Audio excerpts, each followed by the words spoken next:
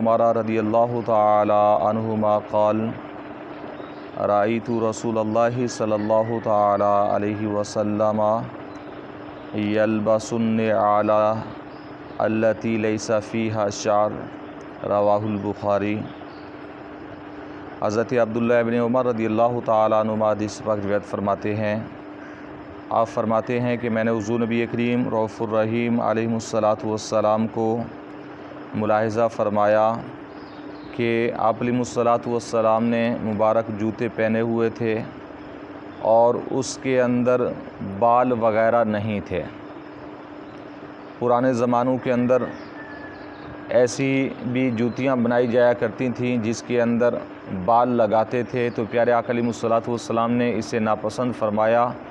ایسے جوتے آپ علیہ الصلاۃ والسلام نے نہیں پہنے جس کے اندر بال لگے ہوتے تھے، چاہے وہ کسی شے کے بھی ہوں۔ اور حضرت انس بن مالک رضی اللہ تعالیٰ عنہ فرماتے ہیں، ان نعل النبی صلی اللہ تعالیٰ علیہ وسلم کان لہا کبالان، رواہ البخاری۔ حضرت ابن عباس رضی اللہ تعالیٰ عنہ آپ فرماتے ہیں کہ نبی کریم صلی اللہ تعالیٰ علیہ وسلم کے نالین پاک جو تھے ان کے 2 تسمے تھے، اور ان 2 تسموں کی حالت یہ تھی کہ کبالانی مسنی شراکہما، اور ان دونوں کے یعنی مبارک نالین کے جو 2 تسمے تھے ایک مبارک جوتی کے، تو ان میں سے پھر ایک کے 2 رخ تھے، یعنی 2 سمت اس کے تسمے بنے ہوئے تھے۔ پیارے آقا علیہ الصلاۃ والسلام کی مبارک جوتی جو تھی وہ ایسی تھی کہ آپ علیہ الصلاۃ والسلام کے نالین پاک کے اندر 2 تسمے لگے ہوا کرتے تھے، اور آپ علیہ الصلاۃ والسلام ایسے نالین پاک استعمال فرمایا کرتے تھے۔ اور حضرت جابر بن عبداللہ رضی اللہ تعالی عنہ فرماتے ہیں، سمعت النبی صلی اللہ تعالی علیہ وسلم یقول فی غزوۃ غزوناها استکثروا من النعال فإن الرجل لا یزال راکبا من تعال، رواہ مسلم۔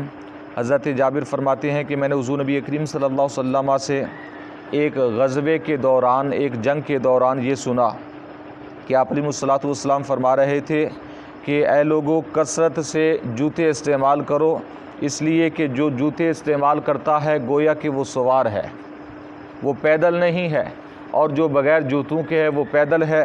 پیارے آقا علیہ الصلاۃ والسلام نے فرمایا، جب تک تمہارے پاؤں میں جوتے رہیں گے گویا کہ تم سوار ہو کے چل رہے ہو، تھکو گے بھی کم اور تمہارا سفر بھی جلدی ختم ہوگا۔ یعنی پیارے آقا علیہ الصلاۃ والسلام نے اس حدیث پاک کے اندر یہ مسئلہ سمجھا دیا کہ اگر جوتے پہن کر چلتے رہو گے، ایک تو سنت بھی ہے پیارے آقا علیہ الصلاۃ والسلام کی، اور دوسرا یہ کہ جوتے پہنتے ہوئے بندہ تھکتا نہیں ہے، سوار ہو کے چل رہا ہوتا ہے جب تک جوتے اس کے پاؤں میں رہتے ہیں۔ اور حضرت ابو ہریرہ رضی اللہ تعالی آپ فرماتے ہیں، قال رسول اللہ صلی اللہ تعالی علیہ وسلم اذا تعالی احدکم فلیبتدأ بالیمین۔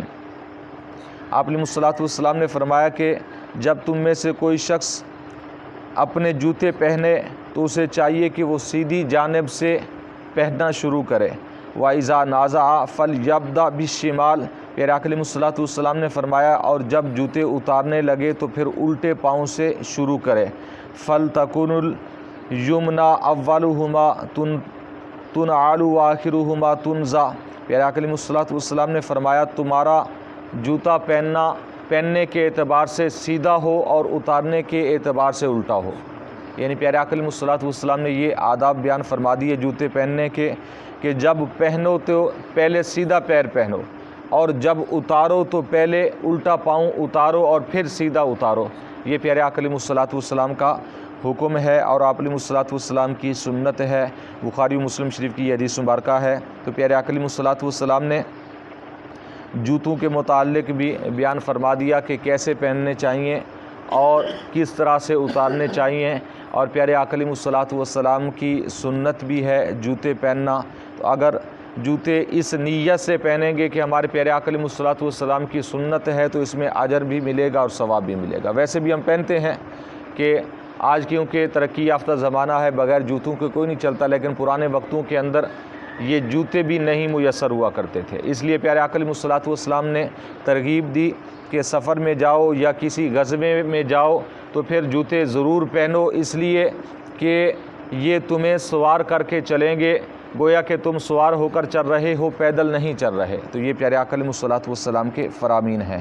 اللہ تعالیٰ کی بارگاہ میں دعا ہے کہ نبی کریم صلی اللہ علیہ وسلم کے وسیلہ سے ہم سب کو علم دین سیکھنے کی، سمجھنے کی، عمل کی توفیق عطا فرمائے۔